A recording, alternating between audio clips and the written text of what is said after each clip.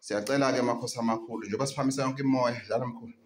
Iphakame njalo makhosi amakhulu. Sicela kuyo aMandiki naMandawe makhosi amakhulu idlozi elikhulu kanye nesithunywa ukuthi iphakame phezu komntwana makhosi amakhulu. Konke kube kuhle njengehlabathi zolwandle makhosi amakhulu. Andlondlobale umntwana wenu makhosi amakhulu. Angadlula yilutho makhosi amakhulu njengoba nimbizelana makhosi amakhulu ukuthi azodla impande amakhosi azothatha isikhwama. Akulona ithwasa leli makhosi amakhulu kade nazenzela nina. Phezu kwakhe makhosi amakhulu dlana kahle. Kade nazenzela phezu kwakhe makhosi amakhulu. Kade nayiphakamela makhosi amakhulu. Kade namthwasisa. Ngubani mina ongathwasisa ikhehlele ngaka makhosi amakhulu enamandla angaka makhosi amakhulu. Siyamkhuphula manje makhosi amakhulu. Uyindlondlo kunina makhosi amakhulu. Siyacela ke makhosi amakhulu ukuthi niphakame njalo kuyena makhosi amakhulu ningahlehli. Uphethe salukwazi endoda manje makhosi amakhulu mavula kuvala izina amadoda. Asikhuphuke njalo ke makhosi amakhulu siyenze lento isiyenzisise.